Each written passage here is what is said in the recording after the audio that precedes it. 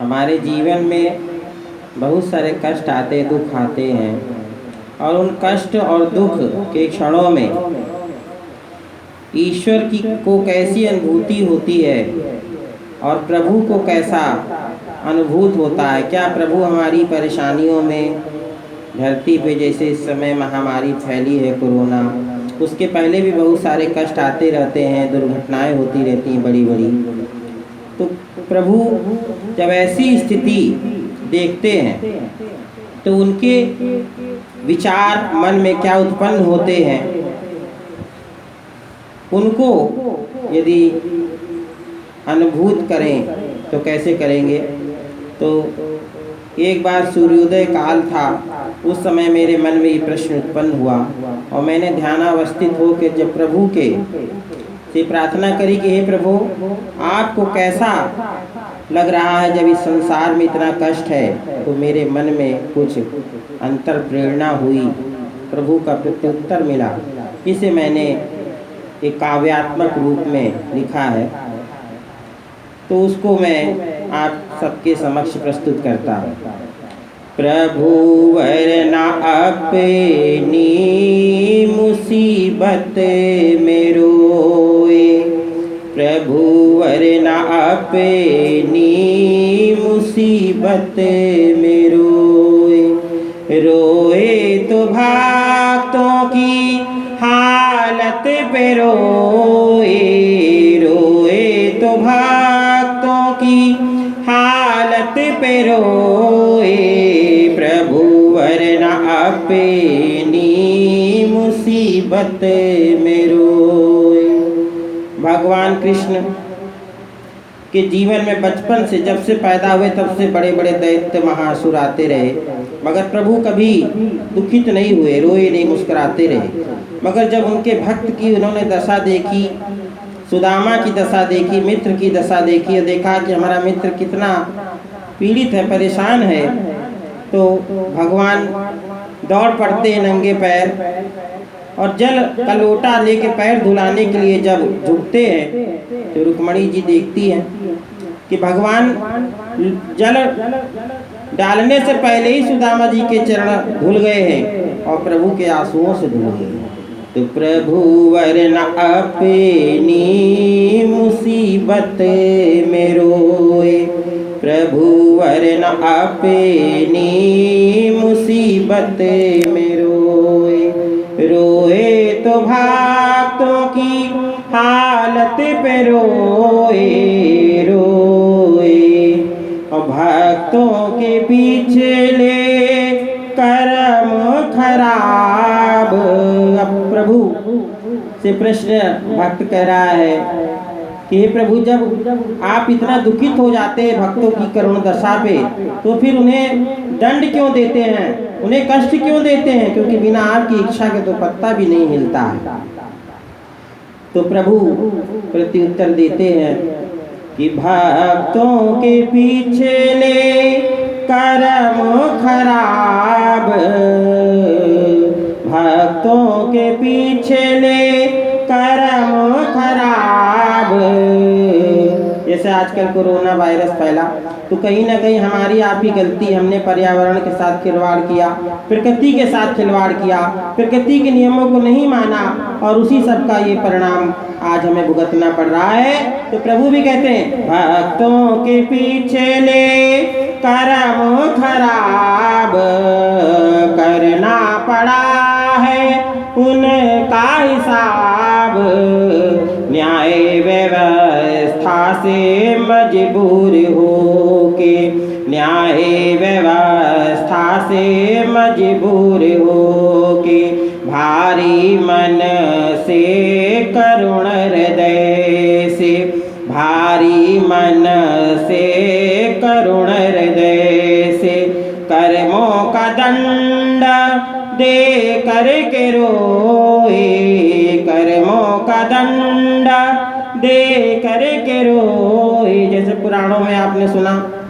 कि ऐसे ऐसे राजा महाराजा हुए कि जब वो न्याय की कुर्सी पर बैठे और उनका पुत्र भी अगर अपराधी हुआ तो उसको भी उनको दंड देना पड़ा, किंतु अश्रु आंखों से बहता है, पिता का हृदय रोता है, किंतु न्याय की जो व्यवस्था है वो नहीं टूटनी चाहिए। तो इसलिए कर्मों का दंड दे करके रोए प्रभु, वरना अपनी मुसीबत में रोए। जब मानव जाति समग्र दुखित होती है तो प्रभु भी उतने ही दुखित हो जाते हैं। प्रभु वरना अपनी मुसीबत में रोए, रोए तो भक्तों की हालत पे रोए, रोए प्रभु वरना अपनी मुसीबत में रोए। अब इसका मतलब ये नहीं है कि प्रभु जब किसी को कष्ट देते हैं तो उनको अच्छा लगता है। तो देखिए प्रभु को कैसा लगता है, तो भक्तों से प्रभु का प्रेम अटूट। इसका मतलब ये भी नहीं कि प्रभु दंड देने के बाद भी भक्तों को भूल जाते हैं, उनका प्रेम कम हो जाता है। तो कह रहे भक्तों से प्रभु का प्रेम अटूट, गिर पड़ा है पहाड़ टूट, दुष्टों ने भक्तों का धन लिया लूट, दुष्टों ने भक्तों का धन लिया लूट। और बदनसीबी नहीं रही छूट, बदनसीबी नहीं रही छूट, उनकी गरीबी पर है वो रोए, उनकी गरीबी पर है वो रोए प्रभु वरना अपनी मुसीबत में रोए, प्रभु वरना अपनी मुसीबत में रो। आज हमारे राष्ट्र के ऊपर आर्थिक संकट भी आया और कुछ ऐसे हमारे पड़ोसी देश हैं जो उस आर्थिक संकट का लाभ उठाने के लिए उद्यत है। उनको उसी में आनंद आ रहा है कि और उनको परेशान करें और कई विभिन्न प्रकार से युद्ध हो, लड़ाई हो, परेशान करें। तो इसलिए प्रभु कह रहे हैं और दुष्टों ने भक्तों का धन लिया लूट, बदनसीबी नहीं रही छूट, उनकी गरीबी पर है वो रो। आज अगर हमारे देश में आर्थिक संकट हमारे ऊपर है तो प्रभु को भी उतना कष्ट हो रहा है, उनकी गरीबी पर है वो रोए प्रभु वरना अपनी मुसीबत में रोए, रोए तो भक्तों की हालत पे रोए, रोए। भगवान श्री राम वनवास को प्रस्थान करते हैं मुस्कुराते हुए। सीता जी का हरण हो जाता तब भी नहीं उतना रोते हैं, परेशान थोड़े से होते हैं, किंतु कहते यही विधि का विधान है। किंतु जब हनुमान जी मिलते और वो सुग्रीव की करुण दशा को बताते हैं कि सुग्रीव बड़ा दुखी हैं और बाली ने उनकी पत्नी को भी रख लिया है, उनको भी रास निष्कासित कर दिया है, आपकी शरण में आए हैं। तो भगवान श्री राम संकल्प लेते हैं कि अपना दुख तो मैं बाद में दूर करूंगा, पहले अपने शरण में आए हुए शरणागत का दुख दूर करूंगा। और ऐसा दुख दूर करते हैं कि छिप के बाली को मारना पड़ता है, कहते वो भी करूंगा। क्यों? क्योंकि मैं हर हाल में मेरे भक्त का सम्मान होना चाहिए, हर हाल में मेरे भक्त का उद्धार होना चाहिए। मेरे ऊपर अगर आंचल लगता लग जाए छिप के मारने का, किंतु मेरे भक्त का उद्धार नहीं रुकना चाहिए। तो प्रभु वरना अपनी मुसीबत में रोए, रोए तो भक्तों की हालत पे रोए, रोए। रोग दुर्घटना का दौर है जारी, पीड़ा कष्ट पड़ा है भारी, रोग दुर्घटना का दौर है जारी, पीड़ा कष्ट पड़ा है भारी, भक्तों को मुक्ति देने हेतु। अगर हमें हमारे बुरे कर्मों का दंड नहीं मिलेगा तो हमारा मुक्ति भी हमको प्राप्त नहीं होगी, हमें सद्बुद्धि भी प्राप्त नहीं होगी। हम ऐसे ही प्रकृति के साथ खिलवाड़ करते रहेंगे और एक दिन मानव जाति नष्ट हो जाएगी। तो इसलिए हाँ, ये विधि का विधान है कि जब भी मनुष्य मानव गलत रास्ते पे जाता है तो उसे कष्ट भुगतना पड़ता है।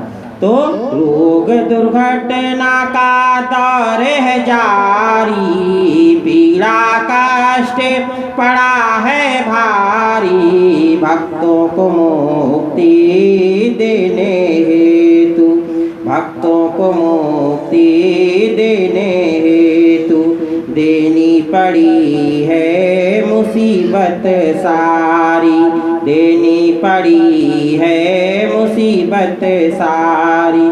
शारीरिक दंड दे कर के रोए, शारीरिक दंड दे कर के रोए, प्रभु वरना पेनी मुसीबत में रोए, प्रभु वरना पेनी मुसीबत में रोए।